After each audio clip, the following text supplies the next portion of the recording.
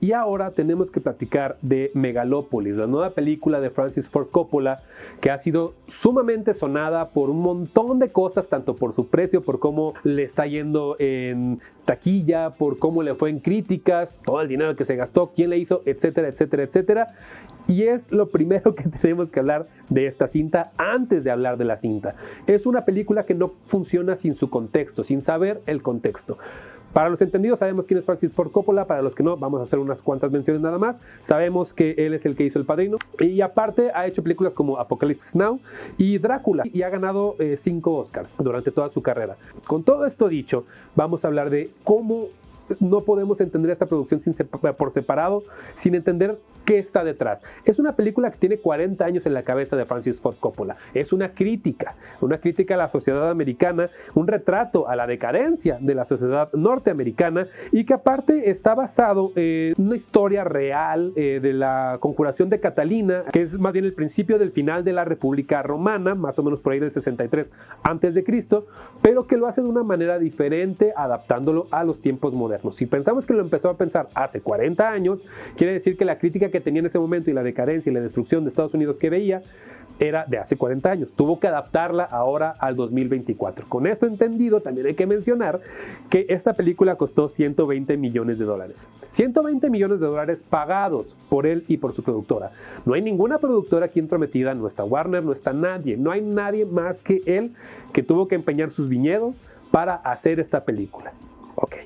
Como sabemos ahora esto, toda la crítica está en que es una película inentendible, que no lleva a ningún lado y que parece más como un regaño de un viejito que está fanfarroneando sobre lo que sabe hacer del cine y que no le gusta la modernidad. Sí es eso, pero sobre todo es también que Hollywood no está de acuerdo en que él haya hecho esto sin pedir permiso y que más bien les dijo, ¿saben qué? Yo voy a hacer la película que yo quiera porque yo la voy a pagar y no me importa lo que suceda.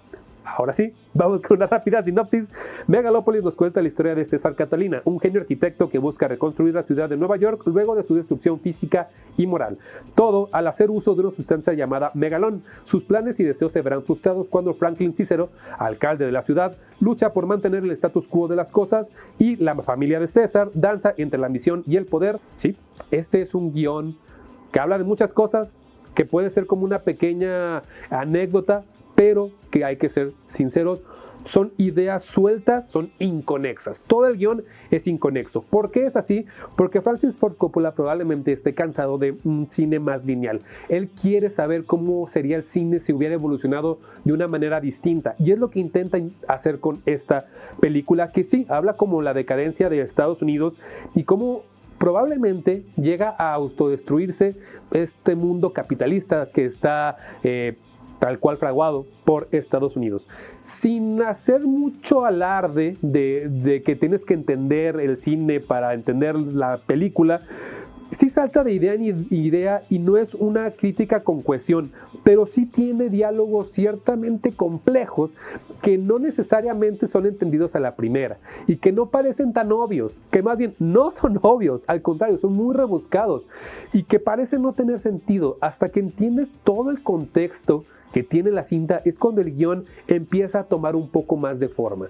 ¿Cuál es el problema con esto? Que un guión o cualquier arte no debería sostenerse de acuerdo a un discurso. El arte debe sostenerse por sí sola, no tiene por qué tener una hoja al lado, decir que te diga exactamente esto es lo que tienes que entender. Tiene que sostenerse por sí misma, pero parece que no se sostiene por sí misma y que tienes que entender mucho. Es el primer bache que entiendo que a muchas personas no les esté gustando, pero tampoco me parece que sea algo tan reprobable, aunque sí es muy autocomplaciente. ¿A qué me refiero? A que Francis Ford Coppola cree que él mismo se está entendiendo con lo que está explicando y no le importa el público.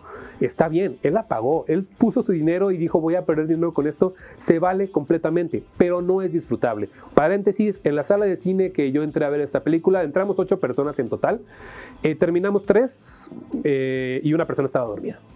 Es eso, todos los demás se salieron y lo entiendo completamente, no voy a juzgarlos, al contrario, no es una película de fácil acceso y tampoco estoy diciendo como que es que no lo entendieron, no, simplemente no es para todos y se vale que no sea para todos. Si algo no te gusta, te puedes salir de la sala de cine, si un concierto no te gusta, puedes salirte del concierto, etcétera, etcétera, tampoco le veo lo negativo. Vamos con otro apartado que son las actuaciones, porque ahí también hay una polémica muy, muy grande, porque Francis Ford Coppola lo que hizo fue agarrar a los cancelados de Hollywood y decir, ¿saben qué? A mí no me importa que estén cancelados, yo los voy a tener en mi película. ¿Por qué? Porque quiero, porque puedo, porque la voy a pagar. ¿Quién está? Él no está cancelado, pero él está como protagonista. Adam Driver tampoco está cancelado, pero también está como protagonista. Giancarlo Esposito. Y los demás que sí están dentro de esta lista negra es Dustin Hoffman, Jon Voight y Shia LaBeouf. ¿Sí? Shia LaBeouf. Y lo sorprendente aquí es que Shia LaBeouf es el personaje. Fue maravilloso ver en pantalla este personaje, que es como alguien ahí como sin género muy definido, pero que tiene una forma muy hipócrita de ser y que lleva la película a un nivel ya sumamente enfermo. De ahí en fuera los demás, sobre todo Adam Driver y Giancarlo Esposito, me parece que sus personajes son muy unidimensionales, sobre todo el de Adam Driver como este arquitecto que quiere hacer este mundo nuevo, esta ciudad nueva. Creo que lo ponen de una forma tan fanfarrona que cae mal. Termina por caer un poquito mal, como que él todo lo sabe, él es el todopoderoso, aunque sí tiene ciertas debilidades. También hay otra persona que está por ahí, una actriz, Grace VanderWaal. Ella hace también un poco de la música porque interpreta dentro de esta película a una estrella pop del momento que vende su virginidad a la sociedad, dando como un poco, hablando sobre la decadencia de Estados Unidos, y que si bien lo hace interesante, vuelve a ser un poco unidimensional, y que todas las mujeres dentro de esta película son un poco como ella.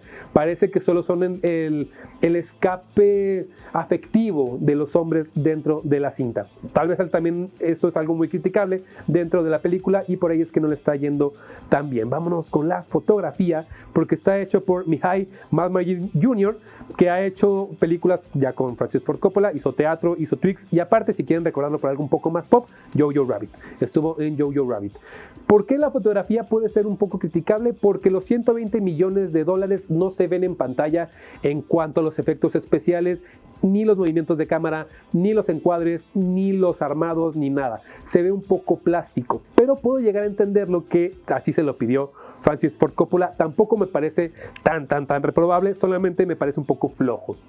Como no se ven los 120 millones, o más bien, como estamos acostumbrados a que cuando nos dicen esta cantidad de dinero, vemos otro tipo de cinta, por ahí puede como que flojear, aunque si vemos la complejidad ya de ciertos encuadres más abiertos, decimos, ok, la fotografía sí tiene su valor. La música de un compositor argentino llamado Osvaldo Golillov, compositor argentino que también ha trabajado muchísimo con Francis Ford Coppola, Twix, teatro, por ejemplo, de las más recientes, pero que tiene muchísimo bagaje también con él, y que aquí sí se siente que está muy compaginado con todo lo que está haciendo dentro de la cinta, y de que cada escena tiene como su leitmotiv exacto, unas muy tensas, unas partes muy pop, porque también hace la música de la artista pop que ya mencionamos, y que sí es un apartado pues bien, o sea, bastante interesante, y que sí suma un poco a la cinta. Con todo esto dicho, antes de irnos a una calificación, me gustaría decir que no puedo calificar esta película. ¿Por qué? Porque no es tan fácil como decir, es un 1, es un 10, es un 8, es un 7. No es una película que sea clasificable, ni siquiera es algo que pueda recomendar.